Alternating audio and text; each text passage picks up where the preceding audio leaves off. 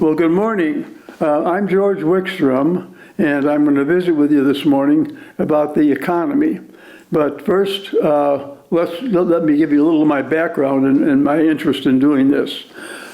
First of all, I was born in Chicago, Illinois, and I moved to Faribault in 1965 in August. My background in terms of education is that I got my bachelor's degree from the University of Illinois in management and minor in engineering, and I took my MBA work at the University of Chicago, and I got about 3/4 through it, and I moved to Minnesota, and I never finished because of the things just didn't work out that way.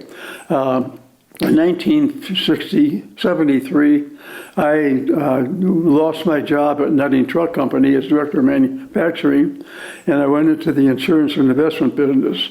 And as I got into that, probably around 1980, 85, I started getting very interested in what was going on economically because I was selling investments, and I felt I needed to have a little background to help people look at what's going on. Okay, let's back up a little bit now and start off. I'm going to go back to 1905. Why do I go back there? Well, because there was a man by the name of William C. Durant. He owned a company called Buick Motor Companies. Back in those days, automobiles were an assembly process. You bought the engine from some organization, the wheels some other place, bearings someplace else, and stuck it all together. And as a result, Durant thought, let's put that all under one roof. And so he started doing that and put together an organization. He was a fly-by-the-seat of his pants operator. And there was a depression in the late first decade, and it was pretty strong in 2011. And he lost control of General Motors, which has been called then. He was familiar with a man called Louis Chevrolet. Louis Chevrolet at that time was a racetrack driver. He was the icon of the day because he was like a rock star, and people liked him. And so they got together. We're going to produce the Chevrolet motor car. And before the first car rolls off the line, Louis Chevrolet backs out. He doesn't want any part of it. So Durant has control of Chevrolet. He does very well with that because of World War I started about 1914, and people were making mechanical things that could be used in the war had a lot of business. So he did very well, and when the war was over, he bought back controlling interest in General Motors. At that time, it had Oldsmobile. Pontiac didn't come till the 20s. He had several, I've forgotten the other companies that were there at that time, doesn't matter. But anyway, he bought back controlling interest and ran it again by the seat of his pants. And the Depression or recession, whatever you want to call it, of 1921, he lost control of it. And there was a 5-day marathon financing of General Motors. They had the DuPonts, the Morgans, the Vanderbilts. There's one more that I can't remember right now. But anyway, they refinanced General Motors, kicked Durant out, but he came out with $3 million of equity. So he went into the insurance and into the investment business, or as an investor, I should say, in the 1920s. And there were two things that took the Depression down of the 1920s. One was the stock market, because you could buy stocks on 10 cents on the margin, which meant that you would, for $100, you could buy $1,000 worth of stock. But if the market went down 10%, you got a margin call. And so if you didn't have the money to buy the stock in the first place, and didn't have any other resources, you were in trouble. But that was the market there. There were two other men that also had money that were playing the market during the 1920s, along with Durant. But in 1929, the crash hit, and he was out of it, and he died in 1947, broke. But that's the story that started General Motors and some of the economic things up to that day. Now, two things, I think I mentioned this, but I'll mention it again. Two things took us down in the Depression. One was the stock market, and one was real estate. My family bought a house in 1937 in Roselle, Illinois, which is a town that is 8 miles west of the Hare Field now. And Hare Field wasn't there then, but we paid $4,500 for that house. We figured that when that house was built in 1928, it cost at least $12,500. So the things were coming back at that point. I remember very well when not moving into with my Aunt Mary and Uncle Tom. That was my dad's sister, and we moved in with them in the spring of 1932.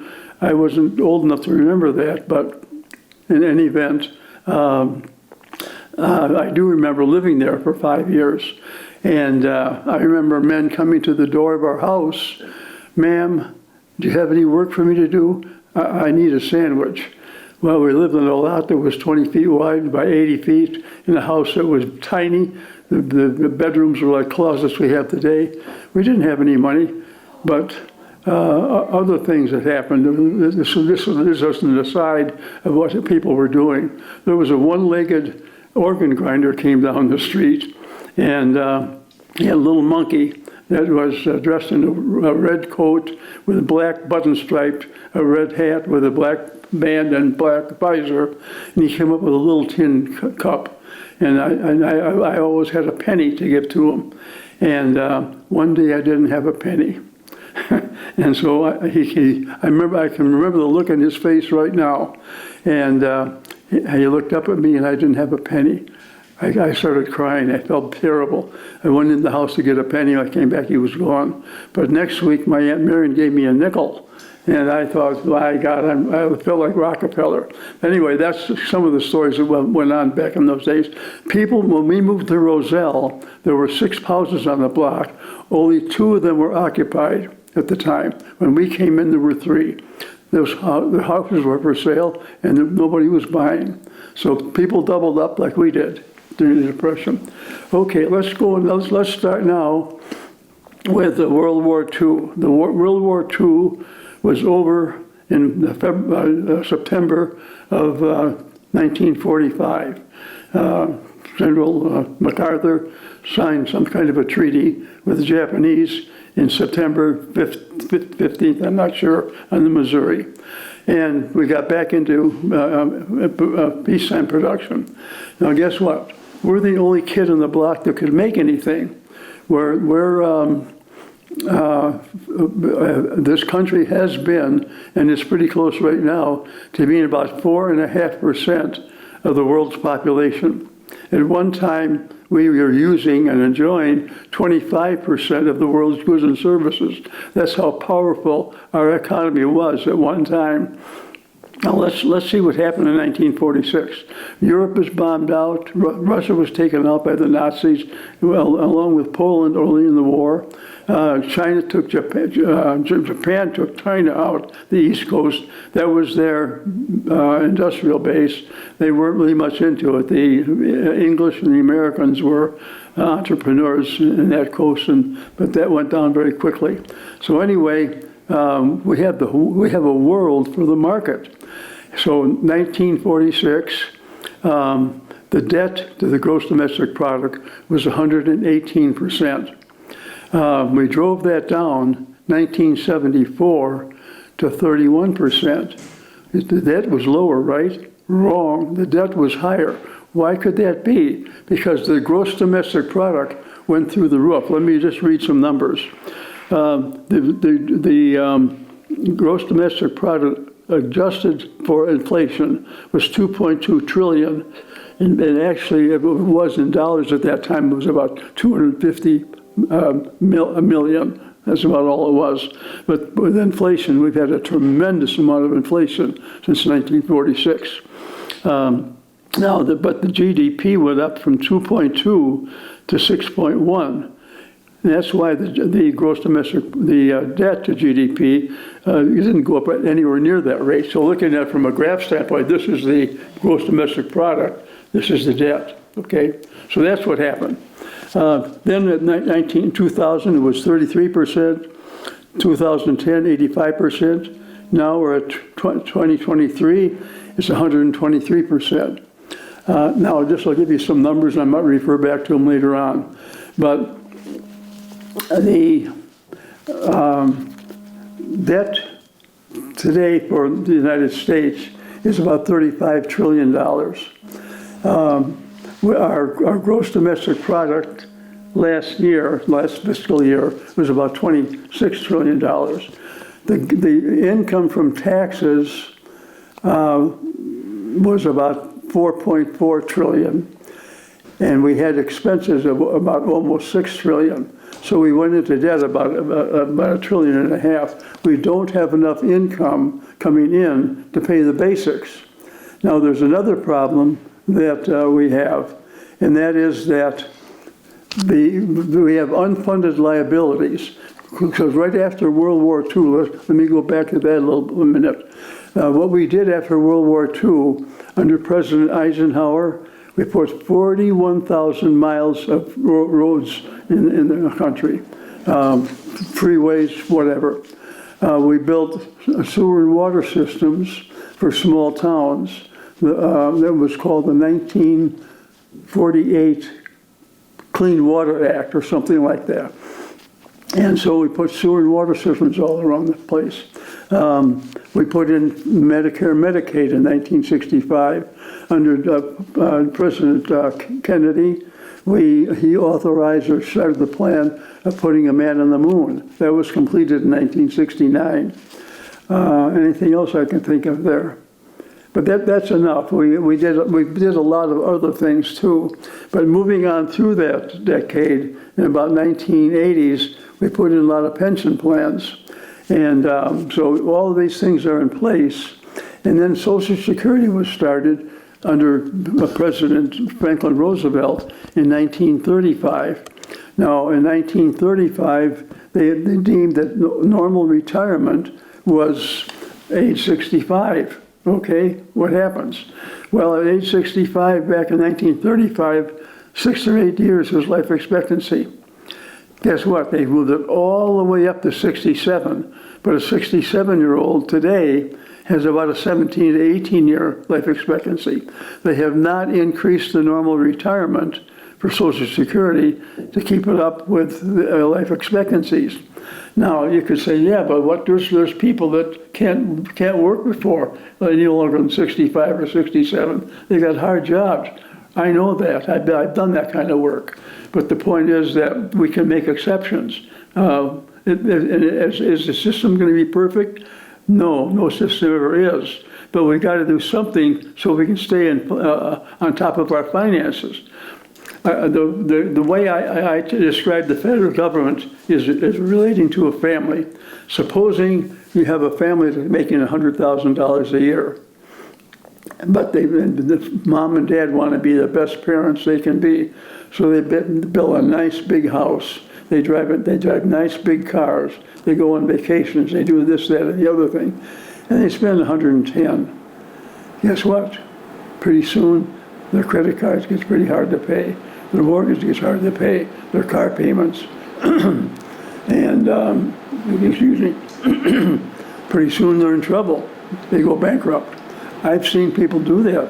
I had a doctor come into Faribault in about 1985 or so, and they wouldn't listen to me. I don't work with people in my financial work unless they listen to me, because I'm concerned about keeping my business on the books and developing relationships with my people.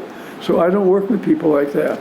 And I saw also, talking about student debt today, I saw a lot of young people who they were children of my parents that were clients of mine, and they get out of college and they want to have everything right away. I talk with our Strive students in Faribault in the fall through a Rotary program, and one of the first things I tell them, when you get a job, the first thing you want to do is start a savings account, because when the chips are down, cash is king. There is not enough liquidity in this country by most people. Okay, let me think just for a second here now. What are the debt problems we've got? Well, what do you think consumer debt is? Consumer debt in this country is between 17 and 18 trillion dollars, and a lot of it is with people that are marginal in terms of their incomes. Now, another problem that we have is our workforce used to be mostly about needs. Certainly was in the Depression. The wants were vacations, big cars, boat trips, things like that. They weren't even thought about. People didn't even have food. Like I said earlier, people come to the door of the house asking for to do work and needing food. That's what they wanted. So today, 40% of our economy is about wants. And I have a daughter that went on a four-month cruise around the world. And since she's gone on, she usually goes on a cruise or two a year. Now those things are fine for if you got the money, but the point is that those kinds of things, eating out at restaurants, buying things that are nice to have. Another thing just came to my mind. I get Wall Street Journal paper, and they have a magazine at the end of every month. And in that magazine, most of it is about advertising for people who are very well off. I checked out the cost of the most expensive watch that was advertised in the Wall Street Journal. Just under $1 million for a watch. See, this is what we've done, and it's beyond what's needed. And this is why I'm concerned about our economy. Those kinds of things can fall out of bed very quickly, and especially when our debt is out of control. Okay, let's move on to talk about unfunded liabilities. Unfunded liabilities are things that we will have to take care of that we have no money for. Now let's start off with, we put in roads under Eisenhower. There's no money set aside to repair those things. If there is, it's very little. What about the sewer and water systems? We didn't set aside any money for those. Towns don't have money. Medford, about 8 miles south of Faribault, about 2-3 years ago, had a problem with their sewer system. It was costing $51,000, as I recall. They didn't have it. What did they do? They dumped 38,000 gallons of raw sewage into the Straight River. That comes right down the road into the Cannon River and goes down into the Mississippi.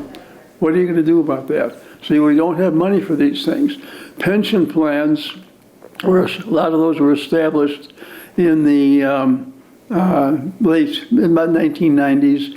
Companies were getting out of their pension plans and getting into 401ks and so forth. So pension plans became a bigger need for the government.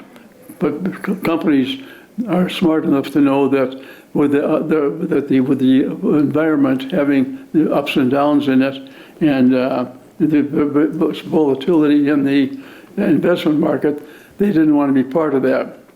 So they started off with 401ks. Some companies, as you know, have matches. Yeah, but when I talk to people, young people, about they're starting off again, if they work for a company that has a 401k and the company will give a 0.5% or 1% match, by all means match that. That's you're getting double your money right away. But anyway, let's go back to what's happening now. In terms of the pension plans, the states and the federal government are estimating. See, when you put up a pension plan, you've got to fund it, and you've got to figure out what you think is reasonable to get as a return on your money to fund that pension plan. Well, I've been in the investment business starting in 1980 up to 1985. That's 35 years, and my take on when you invest money with equities, you need. How much time does that give me? We've got about 10 minutes left. So 10 minutes, okay. Whatever you want to cover in that. Yeah, okay. Yeah. Okay. The federal government's average for its pension plans is 6.9%. Many of the states are around 7%. I'm telling you, that's twice as much as they should be estimating. 3.5% to 4% is about where it should be. Why? Because guess what happened in 2007, 8, and 9? The stock market, the Dow got to 13,400, and it went down to 6,000. It lost over half its value. And I don't remember what the S&P 500 or the NASDAQ did, but they dropped big time also. Guess what? When the market drops down, do we stop paying pension plans? Absolutely not. We've got to pay pension plans when the market is down, so we're taking money out that never has a chance to recover. The market goes back up, that's fine, but you haven't got the money there that you took out at the bottom.